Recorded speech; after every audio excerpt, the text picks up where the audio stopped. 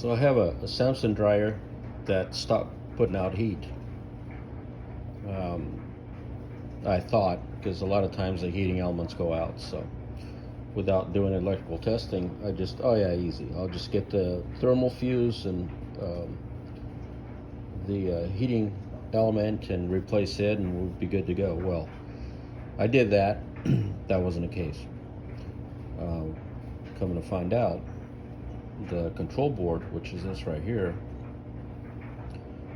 started doing some electrical testing, and this relay, 30 amp relay right here, burnt out, as you can see from the hot area there. So when I pulled it off, I saw that. Of course, should have done the testing before I got the heating element, but so I tried to get a replacement board, couldn't find it. Discontinue, no longer available. Well, shoot, it's a nice dryer, I don't want to throw it away.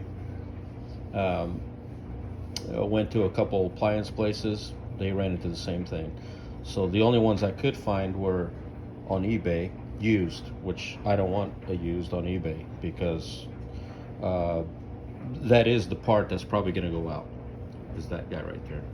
So even if it's working in working condition, how long is it going to work for before it goes out? I don't know. Where's it at now? When it, you're buying a used part that got pulled off, how many cycles have that gone through? Are we at 80% for it being burnt out? Actually, if you grab it and rattle, you can hear the wire rattling in there. And of course, this is all fused. You really can't take it apart. They're cheap. They're from anywhere from $4 to $10. So just get a new one. I am going to open this one up. I'll take a router and cut the bottom out just to look inside and see what fails, just for curiosity. So what I decided to do was take this board apart so I can remove that relay. Well, they have this wax, I don't know if you can see this rubberized, I don't know what this is. It's like a wax rubber that they melt on when they make these boards. Well, to take this thing apart, that's a trick, because that stuff is bonded. And I thought at first I was going to cut around the edges and it peel right off. No, that didn't happen. As you can see, it all came apart. So it really didn't matter, it actually doesn't even matter if I throw it away or not.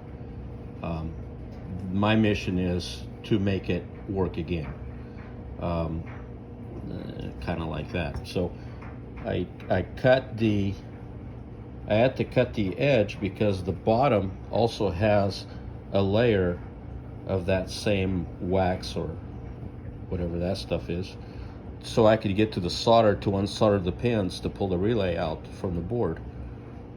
So I ordered one. I got one coming, and I will solder it back in, still be able to put it back together, and see if I get heat. If I do, this might be a backup dryer just in case, because we have one that's working fine. But anyway, that's the mission. It's just to make it work again.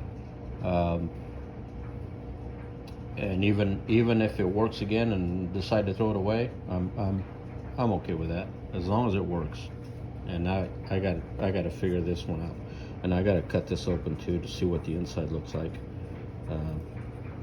Just because curiosity. I want to see what the inside looks like, and I may even see if I can fix it. What kind of wiring to put in there to make the bridge, and what failed on it, because this is the part that's going to fail probably on most of them, because it goes through the heat cycle, hot, cold, hot. This is the high temp for the for the heating element.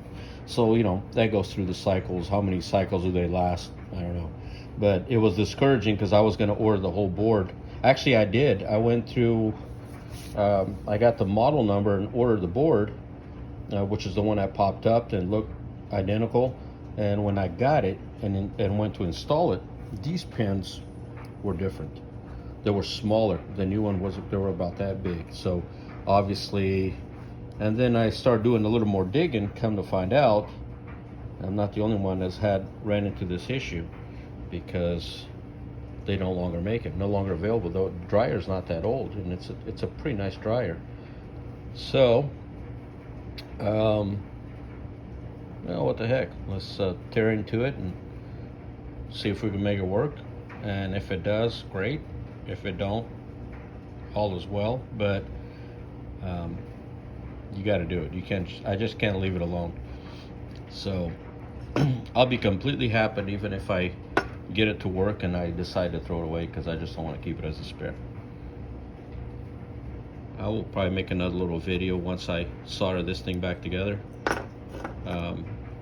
Goes like that. You flip it on the back side, put some solder on it, put power to it, and see what happens.